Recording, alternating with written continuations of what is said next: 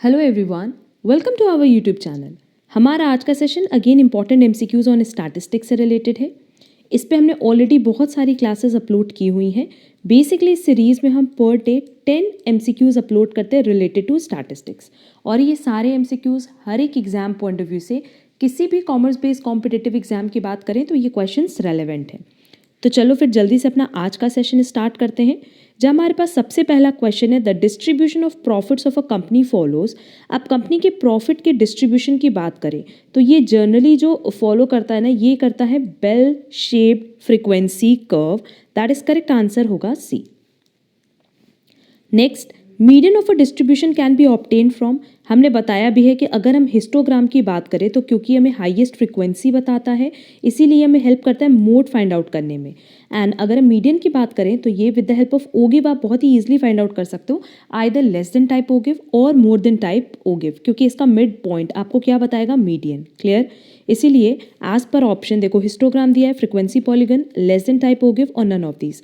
No doubt correct answer होगा C, less than type ogive. Basically इसका correct answer ogive ही होता है, चाहे वो लेस देन टाइप हो चाहे वो मोर देन टाइप हो। Next, frequency density corresponding to a class interval is the ratio of. Frequency density पे हमने बहुत सारे क्वेश्चंस भी सॉल्व करवाए हैं।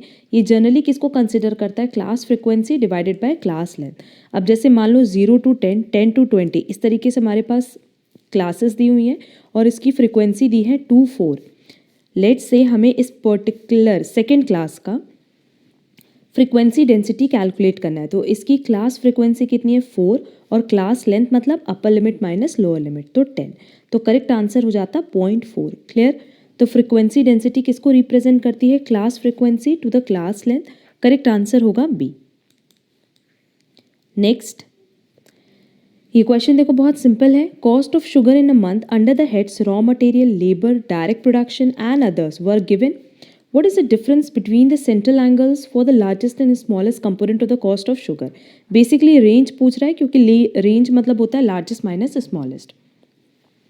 तो सिंपली क्वेश्चन में ये जो मेंशन किया हुआ है 12, 20, 35, 23, ये यूनिट्स हैं।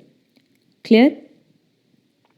और हमसे क्वेश्चन में कह रहा है कि आपको इसको सेंट्रल एंगल्स में कन्वर्ट करना है। तो सेंट्रल एंगल्स में अगर कन्वर्ट करना है तो 360 डिग्री में कन्वर्ट करना है।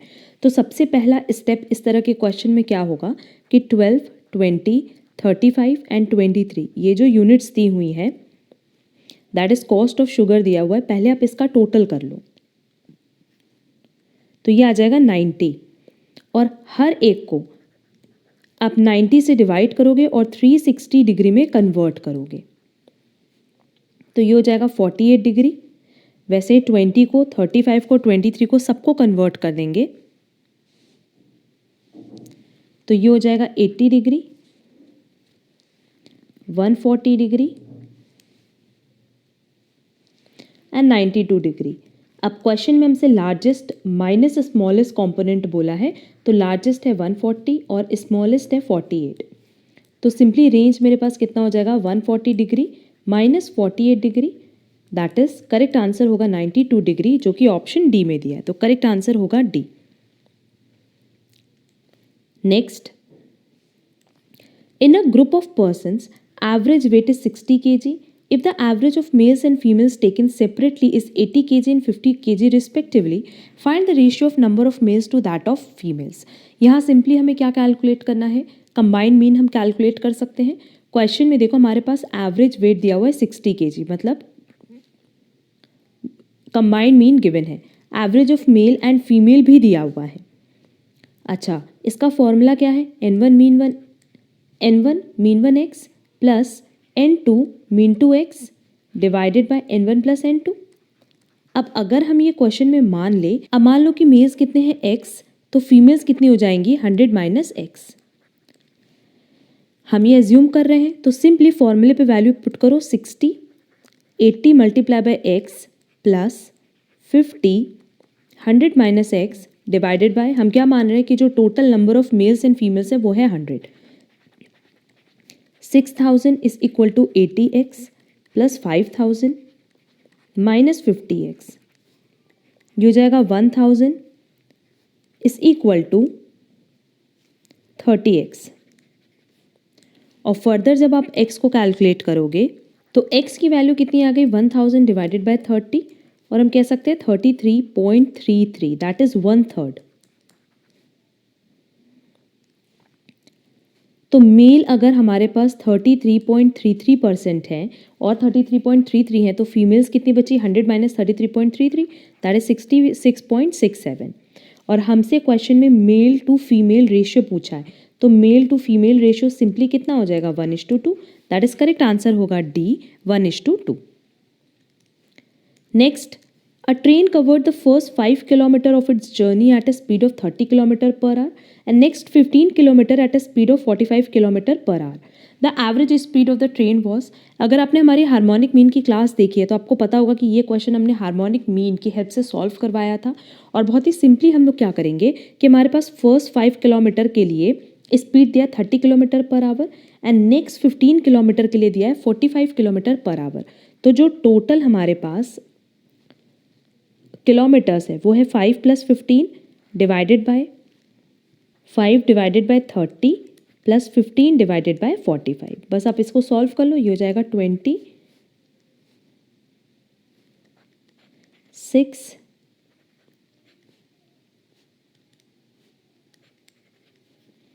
एलसीएम ले लेंगे 6 तो ये हो जाएगा 1 + 2। अब 6 को न्यूमरेटर में ले जाओ तो 20 × 6 डिवाइडेड बाय 3 और करेक्ट आंसर आएगा 40 किलोमीटर पर आवर। अगर ये फॉर्मूला आप लोगों को नहीं समझ में आया तो हार्मोनिक मीन की क्लास ज़रूर कवर कर लेना, उससे ये पूरा कॉन्सेप्ट आपका क्लियर हो जाएगा। नेक्स्ट, इफ़ हमारे पास एक इक्वेशन दिया हुआ है एंड वेरिएंस ऑफ x दिया है तो क्या हम वेरिएंस ऑफ y निकाल सकते हैं? हाँ, वेरिएंस के लिए पहले हमें स्टैंडर्ड डिविएशन x और स्टैंडर्ड डिविएशन y पे बात करना होगा। और क्योंकि standard deviation measure of dispersion है तो ये ओरिजिन से अफेक्ट नहीं होता, सिर्फ स्केल से अफेक्ट होता है, बट स्केल के साइन से अफेक्ट नहीं होता। तो पहले तो हम इसको लाइन इक्वेशन में कन्वर्ट कर लें, ये हो जाएगा 3y = 4 - 2x और y = 4/3 - 2/3x। अब क्योंकि हमें पता है कि हमें यहाँ पे स्टैंडर्ड डिविएशन की बात करनी है तो स्टैंडर्ड डिविएशन के केस में ये ओरिजिन से अफेक्ट नहीं होता, सिर्फ स्केल से अफेक्ट होता है। बट क्या स्केल के साइन से अफेक्ट होगा? नहीं। तो ये जगह standard deviation y = mod -2/3 standard deviation x। अब स्टैंडर्ड डिविएशन x दिया है? नहीं, हमारे पास वेरिएंस ऑफ x दिया है तो स्टैंडर्ड डिविएशन x क्या हो जाएगा? सिंपली √6। ये हो जाएगा 2/3 क्योंकि मॉड ओपन होने पे वैल्यू प्लस हो जाएगी, मल्टीप्लाई बाय √6। अब क्वेश्चन में हमें स्टैंडर्ड डिविएशन y नहीं निकालना था, हमें क्या निकालना था? Variance of y। तो सिंपली हम लोग क्या करेंगे, इसकी स्क्वायरिंग कर दें। इसकी स्क्वायरिंग करने पे आएगा 4 / 9 मल्टीप्लाई बाय 6, ये हो जाएगा 2 टाइम्स, ये हो जाएगा 3 times, that is correct answer होगा 8/3 और करेक्ट आंसर होगा A. Next, if the standard deviation of 1, 2, 3, 4 to 10 is a standard deviation that is sigma, then the standard deviation of 11, 12, 13, 14 से लेकर के 20 तक क्या होगा? आप सिंपली देखो, अगर हमारे पास ये सीरीज़ दी हुई है 1, 2, 3, 4, 10 और जो नई सीरीज़ है वो है 11, 12, मतलब हर में हम 10 ऐड कर रहे हैं। क्लियर? तो हमने स्टैंडर्ड डिविएशन में बताया भी था कि अगर हम सारे ऑब्जर्वेशन को एक सेम नंबर से ऐड करें तो क्या हमारे ओल्ड स्टैंडर्ड डिविएशन में कोई भी चेंज आएगा? नहीं। जो हमारा ओल्ड स्टैंडर्ड डिविएशन होगा वही हमारा न्यू स्टैंडर्ड डिविएशन भी आएगा। तो अगर ओल्ड स्टैंडर्ड डिविएशन सिग्मा है तो न्यू स्टैंडर्ड डिविएशन भी सिग्मा आएगा, दैट इज करेक्ट आंसर होगा C. Next, what is the standard deviation of the following series? अब देखो ये सीरीज क्योंकि कॉन्टिन्यूस सीरीज है तो सिंपली आप लोग यहाँ पे फॉर्मूला यूज कर लेना, summation F D square divided by summation F minus summation F D divided by summation F का होल स्क्वायर। क्लियर? अब डेविएशन हम लोग कुछ भी ले सकते हैं, चाहे आप एक्चुअल मीन भी ले सकते हो और अज्यूम्ड मीन भी ले सकते हो। सबसे पहले तो x देख लो क्या होगा, मिड वैल्यू होगी 5, 15, 25 एंड 35। तो आप कोई भी इसमें से अज्यूम्ड मीन ले सकते हो। लेट से हम 25 अज्यूम्ड मीन ले रहे हैं तो d कैसे आ जाएगा? x माइनस अज्यूम्ड मीन, ये हो जाएगा -20 -10 0 10।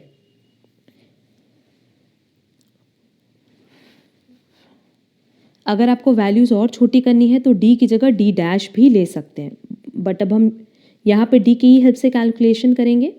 हमारे पास फ्रीक्वेंसी दिया हुआ है 1, 3, 4, 2। पहला आपको FD चाहिए और दूसरा आपको FD स्क्वायर चाहिए, जिसके लिए आपको D स्क्वायर भी कैलकुलेट करना होगा। 400, 100, 0, 100।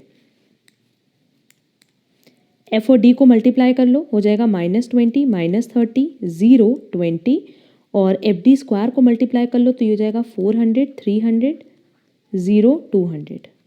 बस हमें इसका टोटल चाहिए और एफ डी स्क्वायर का टोटल चाहिए। तो एफ डी स्क्वायर का टोटल कितना हो गया 900 और एफ डी का टोटल हो गया -30। फ्रीक्वेंसी का टोटल हमारे पास ऑलरेडी 10 दिया हुआ है। बस आप फॉर्मूले पे वैल्यू पुट कर लो, आपका आंसर आ जाएगा। ये हो जाएगा 90 माइनस 9 और √81।